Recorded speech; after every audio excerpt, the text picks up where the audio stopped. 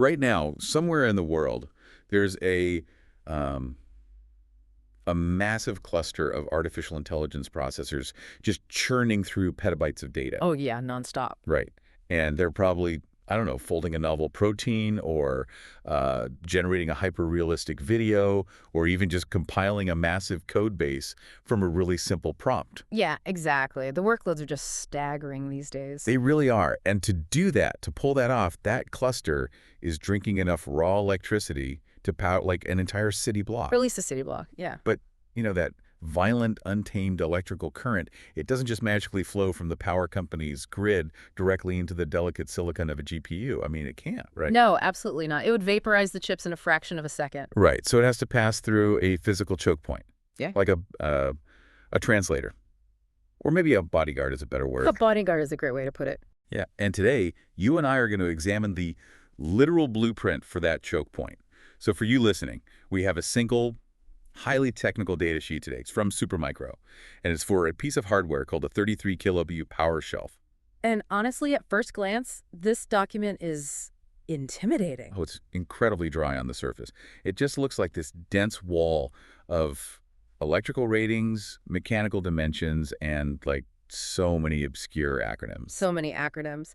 But if you know how to read it, this unassuming PDF is actually a map. Exactly. It shows us exactly how the modern AI revolution is kept from literally burning data centers to the ground. Which is a very real threat, by the way. Yeah. The transition from abstract AI to physical infrastructure, that's where the real bottlenecks of this whole technological era lie. Right, because we spend so much time discussing the software layer. Exactly. The neural network weights, the parameter counts, token generation speeds. Everyone loves talking about that. Glamorous stuff. Yeah, the glamorous stuff.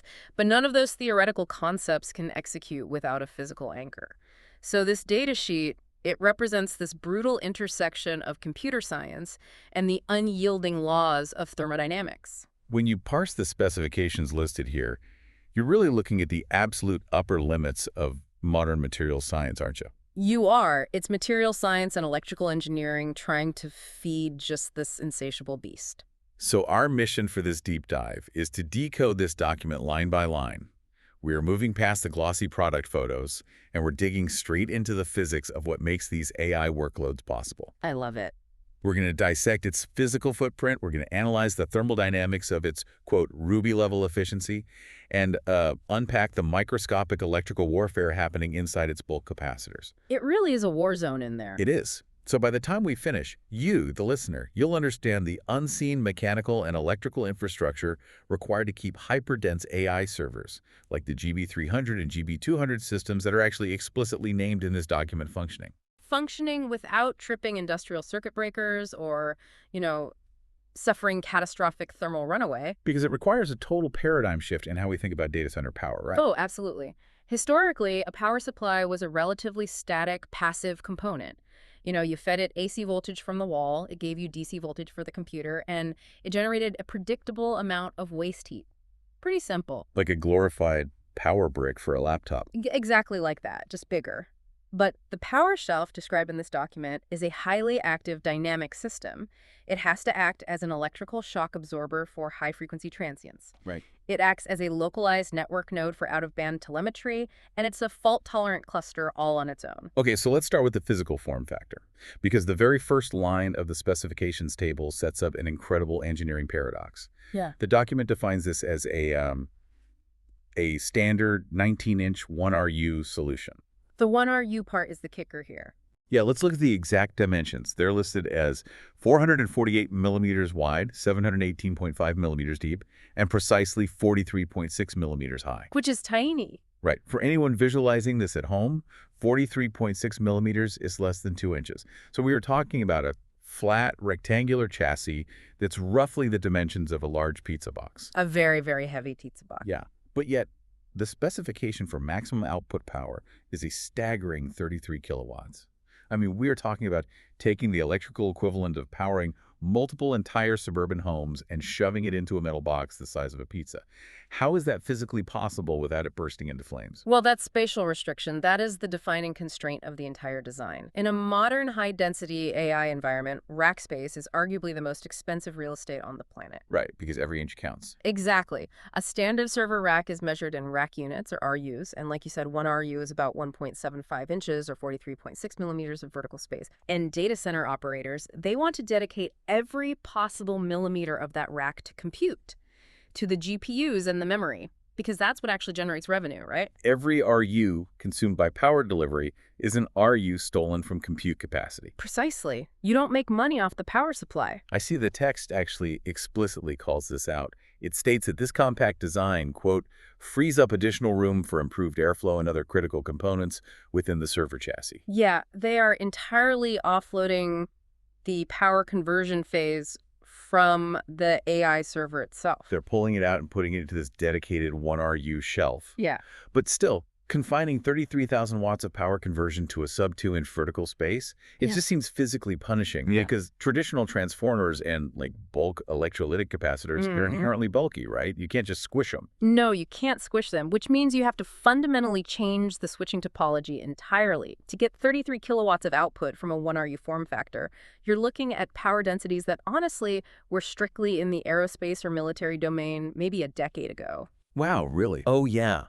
It heavily implies the use of wide bandgap semiconductors. Okay, wait, what does that mean? Wide band gap. So we're talking about advanced materials like gallium nitride or silicon carbide being used in the power stages instead of standard silicon. Because wide bandgap materials allow the internal transistors to switch on and off at much higher frequencies compared to traditional silicon. Exactly that. And that's the secret. When you increase the switching frequency in a power supply, the physical size of the magnetic components, the inductors and transformers required to store and transfer the energy can shrink proportionally. Okay, so faster switching means smaller parts. That makes sense. It does, but there's a huge catch. Higher frequency switching introduces immense challenges with electromagnetic interference. Oh, I bet. Yeah, and it requires microscopic precision in the printed circuit board layout, just to prevent parasitic inductance from basically tearing the circuits apart. So it's a massive balancing act. Very much so. The layout engineers had to design what are called planar magnetics. Planar magnet. Yeah, where the transformer windings aren't actual spools of wire anymore. They're actually integrated directly into the flat layers of the PCB itself. Wait, the PCB is the transformer. Parts of it, yes. Just to keep the Z height, the physical height of the components, under that 43.6 millimeter ceiling. That is wild. So they literally flatten the components by operating at blistering frequencies, effectively turning the entire PCB into a high-frequency switching battleground. That's a very accurate way to picture it, yeah. But, delivering 33 kilowatts continuously is just the baseline requirement here, because the datasheet goes out of its way to specify that this is built for extreme AI workloads. Extreme being the operative word there. Yeah, and it specifically name drops the hardware, GB300, GB200, B300. And this brings us to a phrase in the text that kind of hints at the chaotic nature of AI processing. It says the shelf features, quote, integrated bulk capacitor energy storage, which helps minimize AC current swings during intensive AI workloads. Okay, yes. That phrase, minimize AC current swings, that is the absolute key to understanding why standard server power supplies fail spectacularly when you pair them with modern AI accelerators. Okay, so walk me through that. Why do standard supplies fail? Well, we need to look at the power draw signature of a GPU cluster when it's running, say, a large language model or a complex neural network. It is not a steady, linear draw. Like if I turn on a toaster, it just draws a flat, steady amount of power, right? AI isn't like that. Not even close. I imagine it looks less like a smooth sine wave and more like a seismograph during a massive earthquake. That's actually the perfect analogy, because think about it. If you have thousands of AI cores inside a GB300 and they all simultaneously begin a massive parallel matrix multiplication. Which is what AI does all day long. Right. They're suddenly demanding an astronomical amount of current in a matter of nanoseconds. And then, microseconds later, they might halt all calculation just to fetch data from high bandwidth memory. And so the power demand instantly crashes back down. Exactly. It crashes hard. The technical term for that violent shift is a high DID event. DIDT. Yeah, DID. It's calculus. It means a massive rate of change of current over a very small period of time, We are talking about transient spikes where the current demand can leap by hundreds of amps in less than a microsecond. Wow. Okay, so if I connect an AI server directly to a traditional power architecture, what happens? Well, those violent high-frequency transients propagate backward. They travel backwards through the power supply, and they hit the primary alternating current line, the AC line coming from the building's electrical grid. And the power grid expects a nice, predictable, resistive load, right? Always. The grid likes stability. So if you hit an industrial 480-volt AC feed with microsecond-level current swings, you're going to induce massive voltage sags. Oh, huge voltage sags. You cause harmonic distortion that can actually bleed over and physically damage other equipment connected to the same electrical phase in the data center. Because it's all connected. It's like flushing all the toilets in an apartment building at the exact same time. It ruins the water pressure for everyone. Yes. It can completely destabilize the local microgrid of the data center. Breakers can physically trip because they interpret the sudden transient spike as a dead short circuit. Oh, wow. So the building thinks something is broken and just cuts the power. Right. So to prevent that, the engineers implemented this integrated bulk capacitor energy storage that's mentioned in the datasheet. So how do those work? These capacitors, they sit right on the DC output side of the power shelf.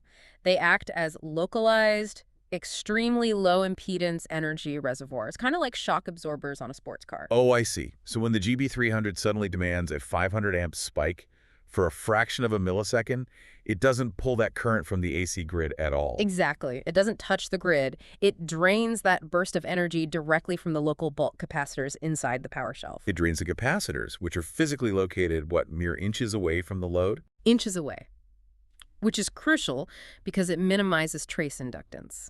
The capacitors absorb the violent shock of the transient demand, and then the power shelf slowly and smoothly recharges those capacitors from the AC grid. Slowly and smoothly. So to the building's electrical infrastructure, the power draw just looks smooth, polite, and heavily filtered. Polite is a good word for it. The shelf is actively buffering the chaos of the AI workload.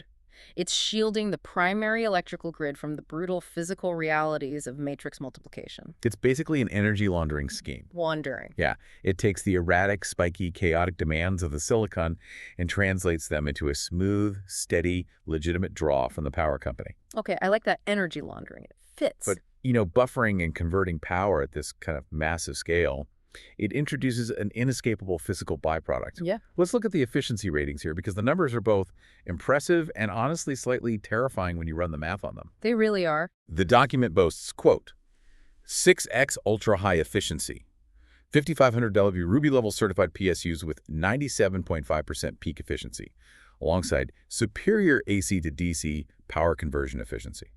So Ruby level, that's a proprietary or highly specialized tier of efficiency certification. It pushes way beyond the standard 80 PLUS titanium ratings you might be used to seeing in consumer gear or even standard enterprise servers. Right. 97.5% peak efficiency is an extraordinary achievement for a high voltage converter. Yeah. But in the context of a 33 kilowatt total output, that remaining 2.5% is basically the most dangerous element in this entire datasheet. It absolutely is the biggest thermal threat. Because I ran the numbers before we sat down. 2.5% of 33,000 watts is 825 watts. Which doesn't sound like a lot until you think about where it goes. Right. Due to the first law of thermodynamics, every single watt of that 2.5% in efficiency is converted directly into heat. We are talking about trapping 825 watts of pure thermal energy inside a sealed metal chassis that is, again, less than 2 inches tall. Yeah. That is the thermal equivalent of taking a large bathroom space heater, running it on its maximum setting continuously inside a pizza box. And if they hadn't achieved that 97.5% efficiency, like, let's say this were an older 90% efficient topology. Oh, man. What would that be? 10% of 33,000 is 3,300 watts? You'd be dealing with 3,300 watts of waste heat inside a 1RU box. That's a literal oven. Exactly. At that point, the FR4 material of the printed circuit board would literally begin to delaminate. Solder joints would reflow and liquefy. The components would physically melt themselves right off the board. Wow. So the 97.5% efficiency, it's not a marketing gimmick to save a few dollars on the data center's electric bill. It is a strict physical survival requirement for the 1RU form factor. Okay, so let's examine how they manage the heat they do generate. The 825 watts. The input voltage range specifies 200, 277V line to neutral, and 346, 480V line to line. So this shelf is ingesting up to 480 volts of three-phase alternating current, and the output specification is 50 volts of direct current. The rectification process, taking three phases of AC, aligning the waveforms, stepping down the voltage, and filtering it into a flat DC line, that generates immense localized heat on the rectifier diodes and the switching MOSFETs. Right. Incredible amounts of localized heat, yeah. But under the cooling section, the spec simply reads, air-cooled by PSU fans. That's it. Just air-cooled. But if you look closely at the diagram of the front fascia in the PDF, you'll see 6 individual power modules, and each one is equipped with its own integrated 40-millimeter fan. 40 millimeters is tiny. It is, and to dissipate 825 watts of heat from a densely packed 1RU chassis using only air, those 40-millimeter fans have to operate under extreme static pressure. Extreme static pressure. Yeah. Because the internal components are packed so tightly together that the air naturally resists flowing through it, right? Yes, exactly. It's like trying to blow air through a solid brick of copper fins. Precisely. The airflow impedance is massive. To overcome that resistance, these tiny fans must spin at tens of thousands of revolutions per minute. Which must be deafening. Oh, the acoustic output of a single shelf operating at full load would be piercing. It sounds like a jet engine whining. And we also have to consider the environmental spec listed here. It says the operating temperature range is 105 degrees Celsius to 45 degrees Celsius. Okay. 45 degrees Celsius ambient. That's like 113 degrees Fahrenheit. That is incredibly hot for a server room. It is hot, but they have to be rated for it. So even if the air entering the front of the shelf is already 45 degrees Celsius, those tiny fans must still push enough cubic feet per minute to carry away 825 watts of internal heat. Right, without letting the internal silicon junctions exceed their thermal limits. Which usually sit around, 105 or 125 degrees Celsius? Yeah, right around there. So the fluid dynamics involved here, channeling that air directly over the hottest components without creating dead zones or turbulence, it requires intense computational fluid dynamic modeling during the design phase. I can't even imagine. And the harsh reality of pushing that volume of air through such a restricted space is that the power shelf effectively becomes, a high-speed vacuum cleaner. Oh, absolutely. Any airborne particulates, dust, or microscopic contaminants in the data center, they will just be slammed into the internal heat sinks at high velocity. Which highlights why the thermal and mechanical engineering has to be so robust. The components must survive not just the electrical stress we talked about, but the constant abrasive airflow and the potential static buildup from all that dust. It's a remarkably hostile environment. Let's pivot slightly to the modularity of this thing, because those 6 fans you mentioned correspond to the 6 individual power supply units housed within the main shelf. The components list details the exact part number for the power module. It's PWS 5K52G1R. with a quantity of 6 per shelf. And each module is rated for 5,500 watts. Right, 6 modules. Now, if we look at the output power max specifications, we see 2 distinct configurations listed. And this is really interesting. The first is 33 kW 6+0. And the second is 27.5 kW 5+1. Ah, yes. This is the mathematical architecture of resilience. Okay, explain that. Because in a 6+0 ring configuration, the load balancing controller assumes that all 6 500-watt modules are online and actively contributing to the total output, right? Yeah. 6 times 500 gives you your 33,000 watts. Correct. And that maximizes the raw power density per rack. But if I'm a hyperscale operator, running a massive data center, I'm probably looking very closely at that 5+1 configuration instead. Because in a 5+1 setup, you are artificially capping the maximum output of the shelf at 27.5 kilowatts. You are. So you have a chassis capable of 33 kilowatts. You've paid for 6 500-watt modules, but you configure your AI server cluster to never draw more than 27.5 kilowatts. Yeah. You are willingly leaving 5.5 kilowatts of power on the table. Yeah. In a world where a compute is constrained by power, why on earth would an engineer deliberately throttle their own capacity like that? Because the cost of downtime in an AI training cluster is exponentially higher than the cost of stranded power capacity. The +1 in the 5+1 configuration denotes N+1 redundancy. You have 5 modules to support the base load. That's the N+1 redundant back of the +1. So it's just sitting there doing nothing. Oh, no, not exactly. In practice, all 6 modules share the 27.5 kilowatt load equally during normal operations, meaning they each run at roughly 83% of their maximum capacity. Oh, I see. So they're cruising. They aren't redlining, which probably extends their thermal lifespan anyway, right? It definitely does. But the primary function is fault tolerance. Like we said, high voltage power conversion is fundamentally violent. Components degrade over time. A capacitor dielectric might break down after millions of transient cycles, or a fan motor bearing might seize up, causing a module to overheat and trigger its internal thermal shutdown. Right. If you are running at 6+0, meaning no backup, and you're pulling the full 33 kilowatts... And a single module fails. Right. If one fails, the total available power instantly drops to 27.5 kilowatts. But the server is still trying to pull 33. So if the AI server is currently drawing 33 kilowatts and the supply suddenly drops to 27.5, the PowerShelf's internal overcurrent protections will instantly trip to prevent a catastrophic brownout or electrical fire. It has to. The shelf cuts power entirely to protect itself, and the AI server crashes hard. And crashing an AI server like a GB300 during a massive training run? I mean, that is a logistical nightmare. Oh, it's terrible. You aren't just rebooting a standard web server. When a multi-node GPU cluster loses power unexpectedly, you lose the contents of the high bandwidth memory across hundreds of interconnected processors instantly. Just poof, gone. Gone. Now, while modern machine learning frameworks use checkpointing to save progress periodically, an ungraceful shutdown like that means you lose all computational progress since the exact moment of the last checkpoint. You could lose hours of incredibly complex tensor calculations. Hours. And when you factor in the hourly operational cost of a massive GB300 cluster, a single hard crash caused by a popped capacitor could cost tens of thousands of dollars in wasted compute time. Not to mention the potential corruption of the distributed file system holding the petabytes of training data. Exactly. It's too risky. Therefore, operators almost always choose the 5+1 configuration. Okay, so let's walk through that scenario. In 5+1, if a module detonates or fails, we're drawing 27.5 kilowatts. Well, the localized controller instantly detects the voltage drop on the internal bus.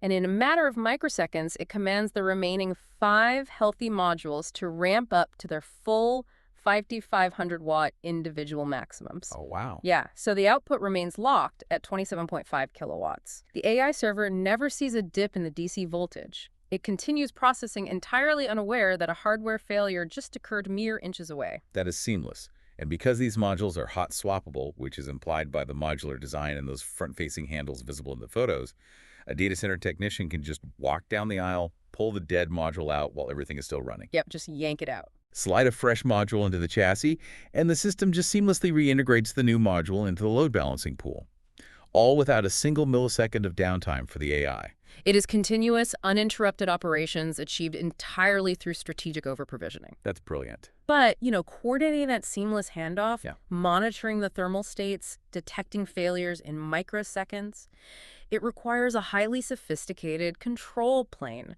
The PowerShelf cannot function merely as a dumb analog circuit. It requires a digital nervous system. Which brings us directly to the comprehensive remote management support section of the datasheet.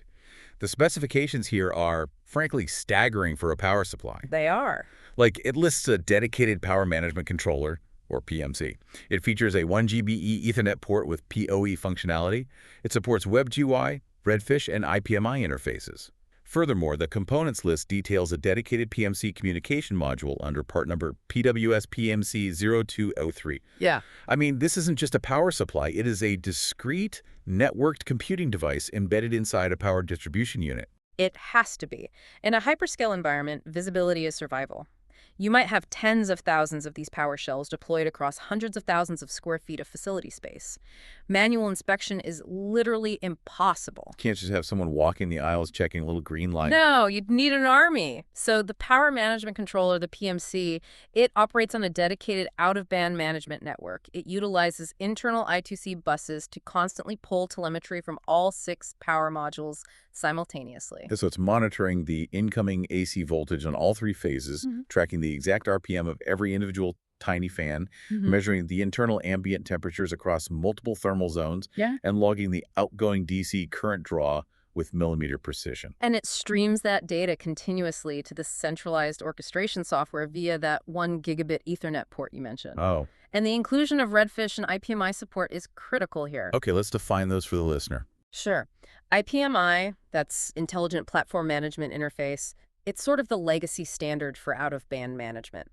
It allows hardware monitoring completely independent of the main server OS. So even if the server crashes, IPMI is still running. Exactly. And Redfish is basically the modern RESTful API successor to IPMI. It's designed specifically for software-defined data centers. So it allows automated orchestration scripts to query the state of the power shelf using standard HTTP protocols. Right. It makes it incredibly easy to integrate into massive fleet management dashboards.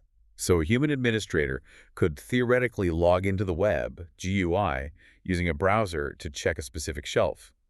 But in reality, an automated central system is probably polling these Redfish endpoints thousands of times a minute, looking for statistical anomalies that might predict a hardware failure before it even happens. That's exactly how it works in practice, yeah. But let's look at the most fascinating redundancy detail in this entire digital architecture, and that is the PoE functionality on the Ethernet port. Power over Ethernet.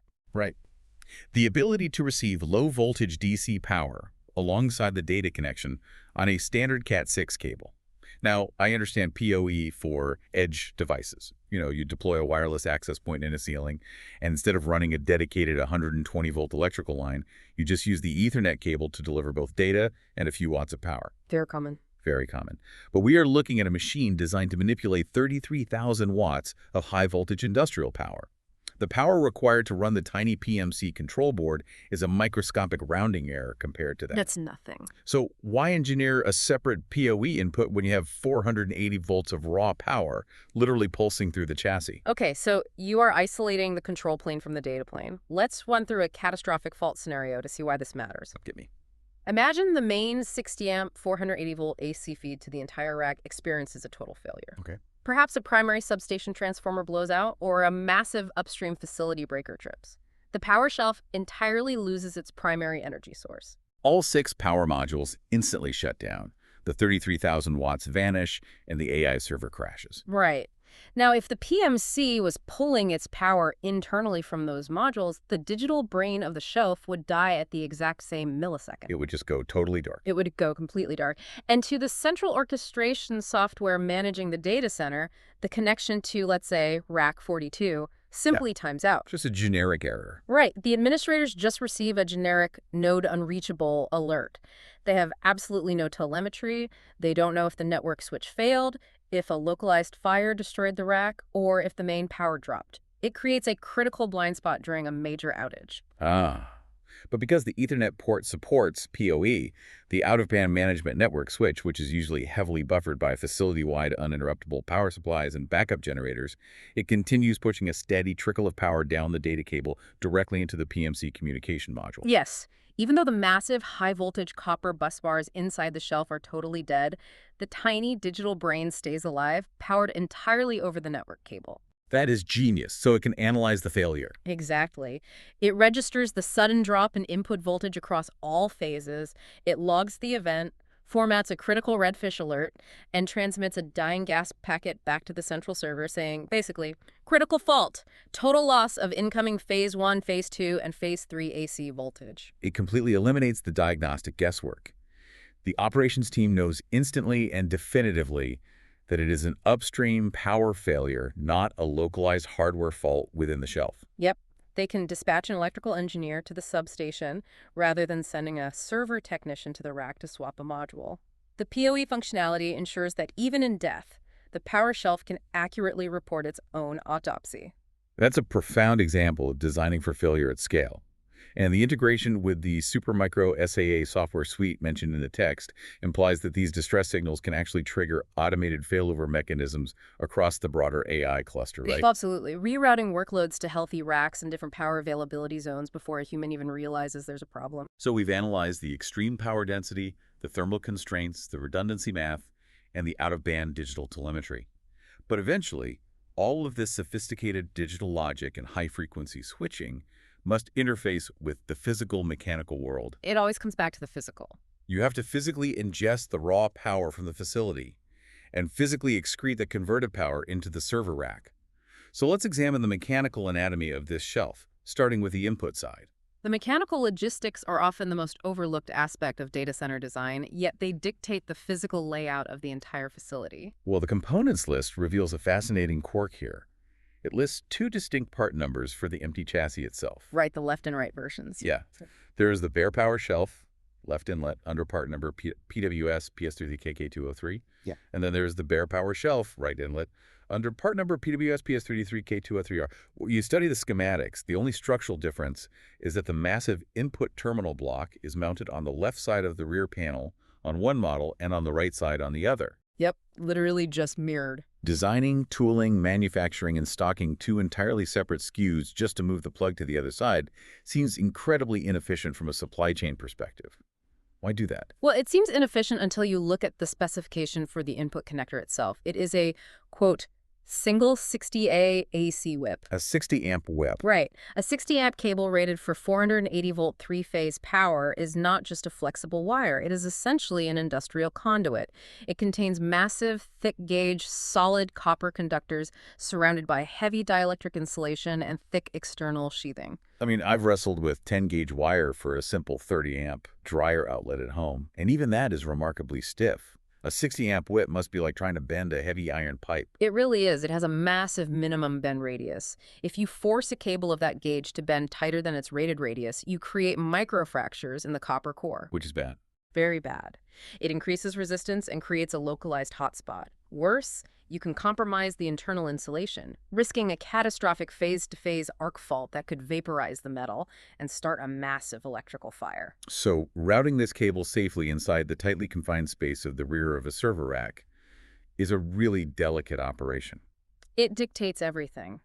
In a typical hyperscale facility, the main power distribution units, or PDUs, drop the high voltage lines down along the vertical rails of the rack. Now, depending on the specific architectural layout of the data center floor, the facility engineers might run those power drops exclusively down the left side of the racks or exclusively down the right side. Oh, I see. So if the facility drops the power on the left rail, but Supermicro only manufactured a right inlet power shelf, The technician would have to take this inflexible, incredibly heavy 60-amp whip and route it horizontally across the entire rear exhaust profile of the shelf to plug it in. and not only would that require violating the bend radius of the cable to make the turn, Mm. but a thick cable running horizontally across the back would act as a massive physical barrier, severely impeding the exhaust airflow from those critical 40-millimeter cooling fans we talked about. You would essentially be suffocating the power shelf with its own power cord. Wow. So by offering dedicated left inlet and right inlet chassis variants, Supermicro ensures that the data center architects can perfectly align the power shelf's input terminal with the facility's vertical power drops. The 60-amp whip can run straight down the vertical rail and plug directly into the shelf with minimal bending. And zero interference with the thermal exhaust paths. It is an uncompromising mechanical adaptation to the rigid constraints of high amperage cabling. That is fascinating. Okay, so that handles the 480-volt AC input. Now, the 33,000 watts of power have been rectified, stepped down to 50 volts DC, filtered by the bulk capacitors, and they are ready to be delivered to the AI server. The output connector specification is listed as the ORV3 bar clip connector. Let's break this down into two parts. First, the standard itself. The document mentions ORV3 applications and lists an optional 21-inch ORV3 rack mount bracket. What exactly is the ORV3 ecosystem? So ORV3 stands for Open Rack Version 3. To understand its significance, we have to look briefly at the history of the Open Compute Project, or OCP. Oh, yeah. Years ago, major hyperscalers, we're talking Meta, Microsoft, Google, they realized that standard 19-inch enterprise server racks were fundamentally inadequate for the scale and power densities of modern cloud computing. They just weren't cutting it anymore. No. So they formed an open-source consortium to entirely redesign data center hardware from the ground up, focusing solely on extreme efficiency and scale. So ORV3 is the latest iteration of this open standard, and the power architecture is drastically different from a standard enterprise rack, right? It's a massive shift. The most profound shift in ORV3, which this Supermicro data sheet perfectly aligns with, is the transition of the rack's internal DC bus voltage. From what to what? Well, historically, server racks utilized a 12-volt DC architecture. The power supplies would convert AC down to 12 volts and distribute that 12 volts to the servers.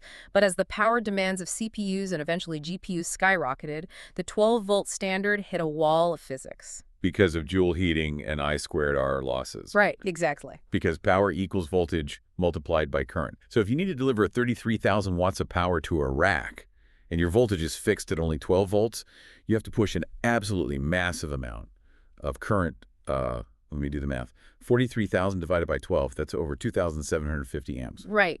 And pushing 2,750 amps through a metal bus bar generates immense electrical resistance, which translates to extreme heat loss. Yeah. Because the power lost to resistance scales with the square of the current. So to safely carry that much current at 12 volts without melting, the solid copper bus bars running up the back of the rack would have to be incredibly thick. They'd have to be as thick as a human arm. It becomes physically impossible to manage, incredibly expensive in raw material costs, and massively inefficient. So the ORFD3 standard shifts the internal rack distribution voltage up to 48 volts, or in this specific case, nominally 50 volts DC. Yes.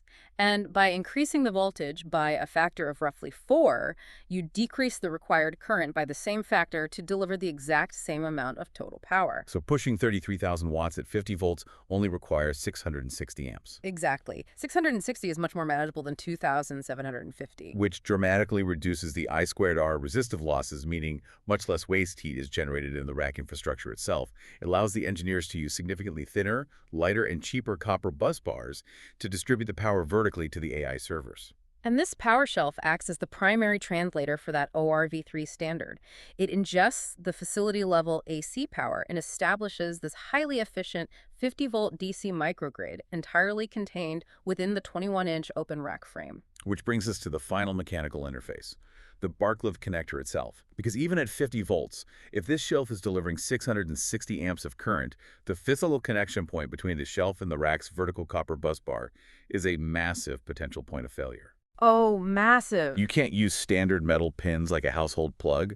The contact resistance would instantly vaporize the metal. Right, you're dealing with micro-ohm contact resistance tolerances here. A traditional pin and socket connector cannot provide enough surface area to safely transfer 660 amps without significant voltage drop and intense localized heating. So how does the Barclay connector solve this? The bar clip is an industrial, heavy-duty mechanical interface designed explicitly for high-current solid bus bars. Instead of pins mating into sockets, the bar clip features solid, spring-loaded metallic jaws. Like actual jaws. Yeah, when the technician slides this 1RU power shelf deep into the rack frame, the bar clip connector physically aligns with a thick, solid copper blade, the bus bar running vertically down the back of the rack. Okay. And as the shelf is pushed into its final locked position, the jaws of the bar clip aggressively bite down and clamp onto both sides of that solid copper blade. So the spring-loaded mechanism guarantees a massive amount of clamping force, ensuring maximum physical surface area contact between the shelf's output terminal and the rack's power spine. Furthermore, the contact surfaces of the bar clip and the bus bar are typically coated with highly specialized metallurgical platings, often using silver or advanced tin bismuth alloys. What do the platings do? They serve two critical functions. First, they drop the contact resistance down to fractions of a millium, preventing the connection point from acting as a massive resistor and melting under load. Right, because any resistance at 660 amps equals heat. Exactly. And second, the heavy plating prevents oxidation and resists the mechanical wear of hot swapping. If a module is removed or inserted while the bus bar is live, you risk a momentary arc of electricity. Oh, right, like pulling a plug out of the wall while a vacuum is running, but 1,000 times worse. Exactly. The geometry and cladding of the bar clip are engineered to manage those microarcs without degrading the primary contact surfaces. It really is the ultimate heavy-duty handshake. The bar clip guarantees that the 33 kilowatts of refined, buffered, 50-volt DC power generated by the high-frequency switching modules can actually reach the GB300 processors with absolute minimal resistance. Every millimeter of this design, from the strategic placement of the 60-amp input whip to the metallurgical composition of the bar clip jaws, is dictated by the brutal physics of extreme energy transfer. We have spent the last hour unpacking a single sheet of paper. What initially appeared to be a dry, obscure list of electrical ratings and chassis dimensions has revealed itself to be a masterpiece of modern engineering. It really is a marvel. We explored how the relentless demand for server real estate forced engineers to condense the power of a small neighborhood into a 43.6 millimeter 1RU chassis, driving switching frequencies to the absolute limit with wide bandgap semiconductors. We examined how the integrated bulk capacitors act as microscopic shock absorbers, buffering the chaotic, high-dit transient current swings of massive AI matrix multiplications to protect the local power grid. We mathematically unpacked the Ruby-level 97.5% efficiency rating, realizing that it isn't just about saving electricity, but an absolute thermodynamic necessity to prevent 825 watts of waste heat from melting the internal components. And we also dissected the N+1 fault tolerance of the 5+1 configuration, demonstrating how operators willingly sacrifice raw output potential for the ironclad guarantee of continuous operation, recognizing that a power failure during a massive AI training run is catastrophic. And we explore the out-of-band management architecture, highlighting the brilliance of PoE functionality that allows the control plane to remain conscious and transmit diagnostic telemetry, even when the primary high-voltage data plane is completely dead. Finally, we connected it all to the physical realm, understanding how left and right inlet configurations manage the massive bend radii of industrial copper cables, and how the ORV3 bar clip connector safely transmits 660 amps of 50-volt DC power directly into the spine of the AI rack. So you, the listener, now possess a deep structural understanding of exactly how the modern AI ecosystem is physically powered, cooled, and managed at the most granular level. And as we conclude, I want to leave you with a broader thought regarding the macro implications of this technology. Please do. This incredibly dense, highly sophisticated document details the immense physical, thermal, and electrical engineering required to support just one small shelf, powering a mere handful of GPUs. It manages 33 kilowatts. Just one shelf. Now look at the trajectory of the industry. Major technology firms are currently constructing hyperscale AI data centers designed to house tens of thousands of these racks. We are talking about gigawatt-scale facilities here. We are entering an era where single data center campuses will demand the exact same electrical capacity as medium-sized nations. Wow. So if this level of localized buffering, extreme efficiency, and fluid dynamic cooling is required to simply keep one 1RU slice from failing, scale that complexity up by a factor of 50,000. It's mind-boggling. What does the future electrical grid look like when its primary consumer operates with the chaotic, instantaneous, transient demands of artificial intelligence? The software capabilities of AI might appear entirely boundless, but as this datasheet proves, they are ultimately violently chained to the physical limits of our power infrastructure. The virtual world requires a very, very heavy anchor.